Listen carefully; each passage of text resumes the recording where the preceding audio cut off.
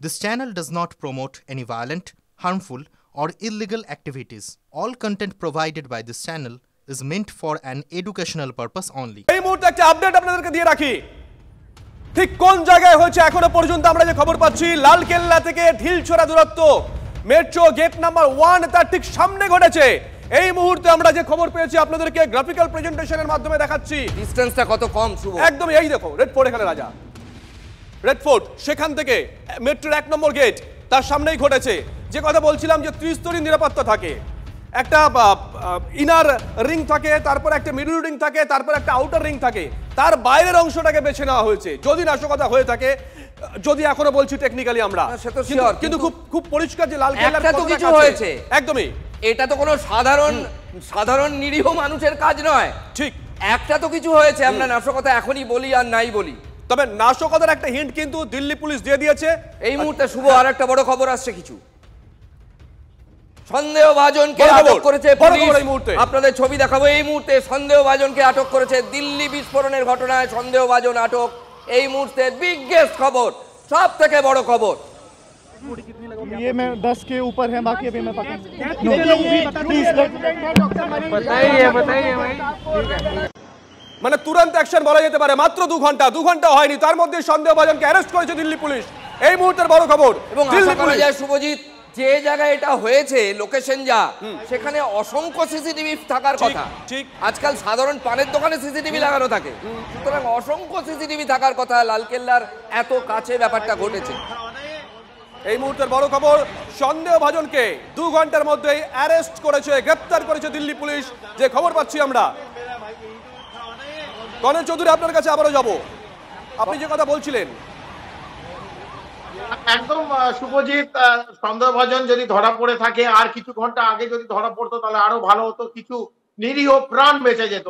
এবং আমরা জানি যে এই যে মৌলবাদী, এই যে র্যাডিক্যালাইজেশন ভেতরে ভেতরে ঢুকে গেছে, ডাক্তার, ইঞ্জিনিয়ার, এবং তারা এটাকে মদত দিচ্ছে, তারা হেল্প করছে। এরকম হাজার হাজার কিলো অ্যামোনিয়াম নাইট্রেট যে এক্সপ্লোসিভ অর্ধেক দিল্লিকে উড়িয়ে দিতে পারে, সেইগুলো একটা বাড়িতে রাখা হচ্ছে। অ্যামিনেশন, আমার মনে হয় যে তারা কি একটা প্ল্যান করছে, বড় মডিউল প্ল্যান করছে, যে এটা তো যুদ্ধের মতন ব্যবস্থা করছে দিল্লি এবং এনসিআর এরিয়া। আপাতত বিভিন্ন জায়গায় আমরা জানি, লখনৌ, আমার কাছে খবর আসছে কলকাতা পর্যন্ত সেখানে কিন্তু অ্যালার্ট জারি হয়েছে।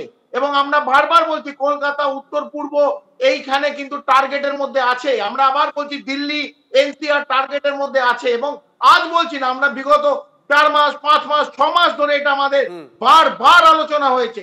এবং এজেন্সি যদি এগুলোর উপর তৎপর না হয়, এত হাজার হাজার কিলোর এক্সপ্লোসিভ টাইমার ডিভাইসেস, এইগুলো যদি দিল্লিতে এবং এনসিআর এরিয়া যদি খুব চলে আসে, খুব সিম্পলি ঢুকে পড়ে কোনো বাড়িতে, আমার মনে হয় কোথাও না কোথাও আমাদের এজেন্সিরও কোথাও কোথাও গাফিলতি।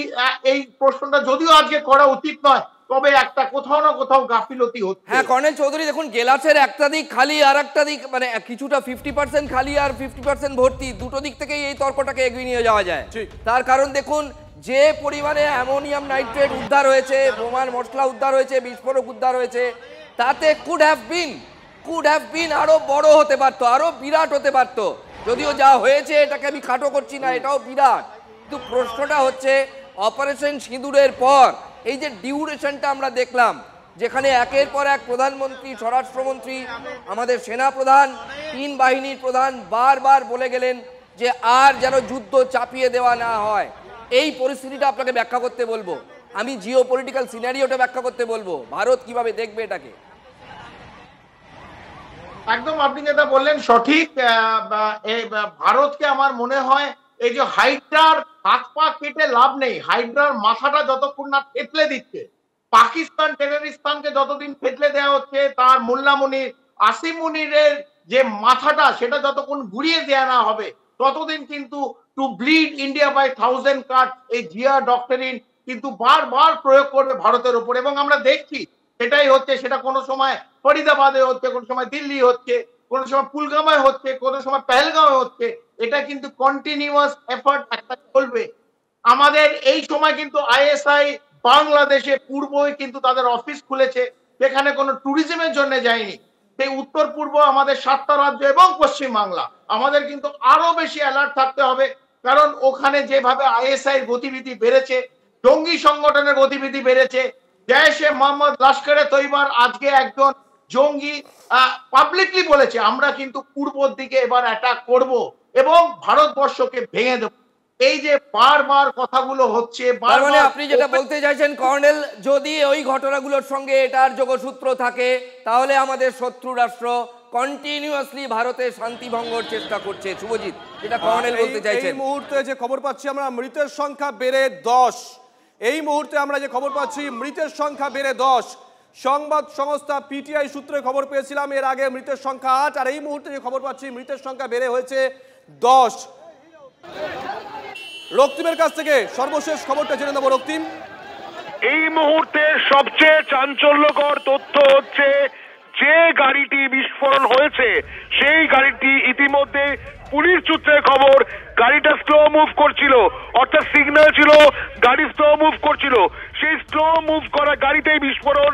এবং সেখানে কিন্তু বেশ কয়েকজন ব্যক্তি ছিল, যার মধ্যে একজন সন্দেহভাজনকে আটক করেছে দিল্লি পুলিশ, এমনটাই খবর। এবং আরো একটি তথ্য, সেটা হচ্ছে এই বিস্ফোরণের মাত্রা এতটাই বেশি ছিল যে প্রায় 1 কিলোমিটার দূরে তার আওয়াজ শোনা গিয়েছে। অর্থাৎ বিস্ফোরণ শব্দ যেখানে হয়েছে ভাগীরথী প্লেস, সেটা প্রায় 1 কিলোমিটার দূরে, সেখান থেকে শব্দ শোনা গেছে বিস্ফোরণের। এবং বেশ কয়েকটি দোকানের কাঁচ ভেঙে গিয়েছে। এবং এই যে গাড়িটি বিস্ফোরণ হয়েছে সেই গাড়ির টুকরো কাছে একটি মন্দির পর্যন্ত পড়েছিল। ফলে বিস্ফোরণের যে তীব্রতা কত, দিল্লি পুলিশের সূত্র থেকে বেরিয়ে আসছে একের পর এক চাঞ্চল্যকর তথ্য। অনেক ধন্যবাদ রক্তিম। আমাদের পলিটিক্যাল এডিটর এই মুহূর্তে নিউজ রুম থেকে আমাদের সঙ্গে রয়েছেন অনির্বাণ, আমার সতীর্থ। অনির্বাণ, আমি এই মুহূর্তে দাঁড়িয়ে আমরা জানালাম যে ডেথ টল এই পর্যন্ত যা জানতে পারছি 10। দিল্লি বিস্ফোরণে, লালকেল্লার অদূরে বিস্ফোরণে এখনো পর্যন্ত 10 জনের কনফার্ম ডেথ, 10 জন মারা গিয়েছেন। সংখ্যা বাড়তে পারে, আমরা প্রার্থনা করছি সংখ্যা যাতে আর না বাড়ে। অনির্বাণ, তোমার কাছে যেটা আমার প্রথম প্রশ্ন, হাউ শুড ইন্ডিয়া রিয়াক্ট? প্রথমেই এই ঘটনাকে নিয়ে ভারত সরকারের কেমন রিয়াক্ট করা উচিত? কি করলো সেটা অন্য কথা, কিভাবে রিয়াক্ট করা উচিত? এটা তো কোনো মামুলি গ্যাস সিলিন্ডার বিস্ফোরণ নয়, সেটা তো পরিষ্কার। নিশ্চিতভাবে রাজা, এটা পরিষ্কার, তার কারণ ইতিমধ্যেই এনআইএ এবং এনএসজি ঘটনাস্থলে পৌঁছেছে এবং আমরা সূত্র মারফত যা খবর পাচ্ছি এনআইএর এই তদন্তভার হাতে নেওয়া, অফিসিয়ালি হাতে নেওয়াটা সময়ের অপেক্ষা মাত্র। স্বরাষ্ট্রমন্ত্রী, প্রধানমন্ত্রী ইতিমধ্যেই নিজেদের মধ্যে কথা বলেছেন, আমরা সেগুলো সবই এর আগে ব্রেক করেছি। অর্থাৎ এটা যে সন্ত্রাসবাদী নাশকতা ঘটনার দিকে ইঙ্গিত করছে বা সন্ত্রাসবাদী আক্রমণের দিকে, নাশকতার ঘটনার দিকে ইঙ্গিত করছে, এটা ক্রমশ স্পষ্ট হয়ে যাচ্ছে। যদি তাই হয় রাজা, তাহলে তোমার কথার সূত্র ধরে আমি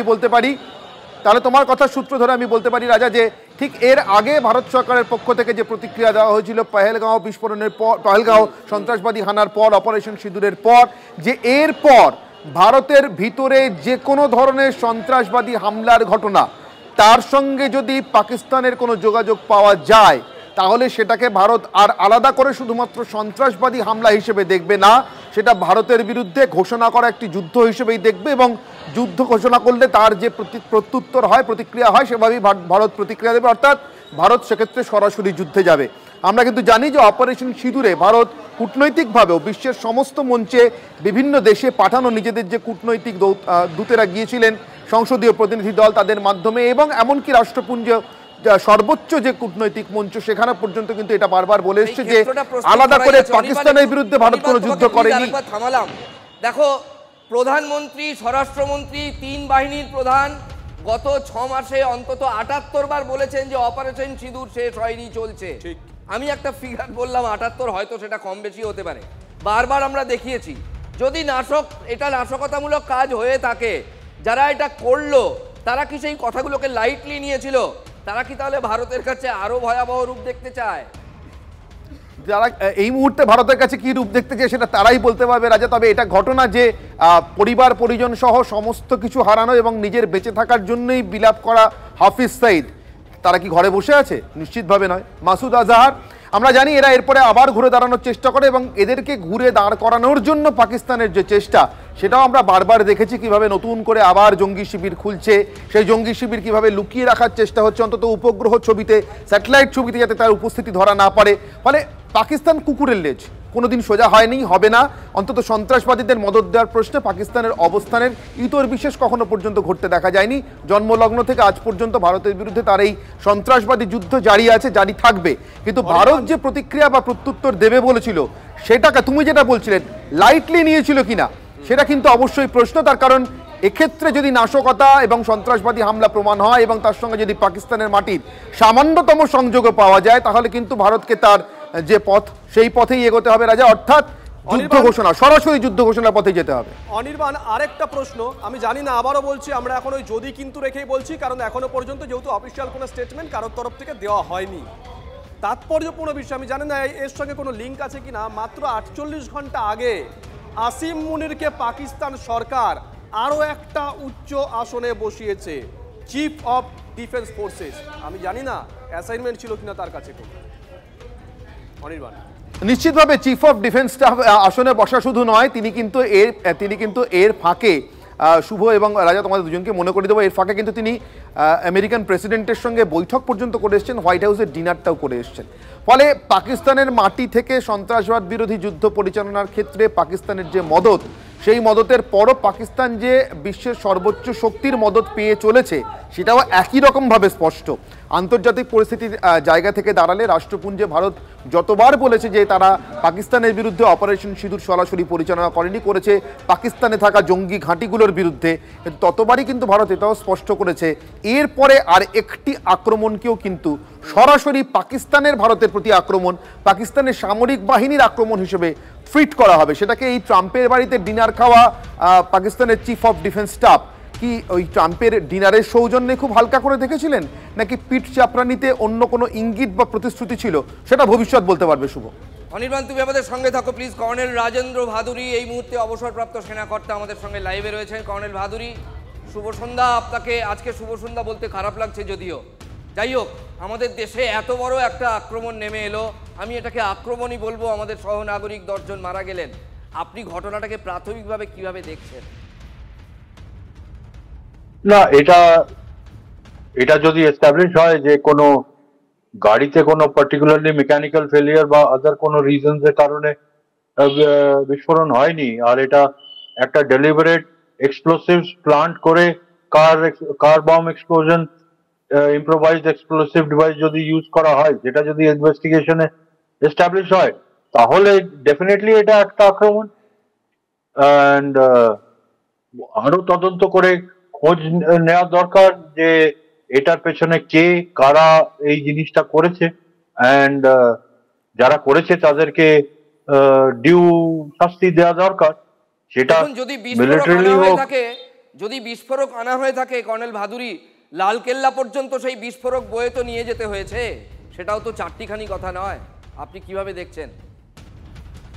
তো অবভিয়াসলি আমরা যদি পুলওয়ামার ওই ইনসিডেন্টটা দেখি, যেটাতে সিআরপিএফ এর বাস উড়িয়ে দেওয়া হয়েছিল কার বম দিয়ে, অবভিয়াসলি বিস্ফোরক তো কেউ নিয়ে যেতে হয়েছে।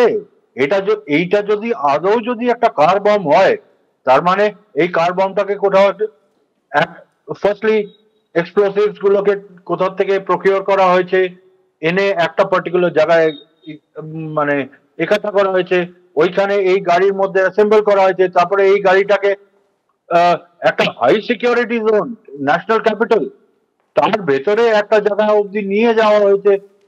মানে সিকিউরিটি ল্যাবস আর ইন্টেলিজেন্স ল্যাবস তো আছেই, সেটাও একটা ইনভেস্টিগেশনের বিষয় আর চিন্তা, মানে একটা চিন্তার বিষয়। সঙ্গে থাকবেন।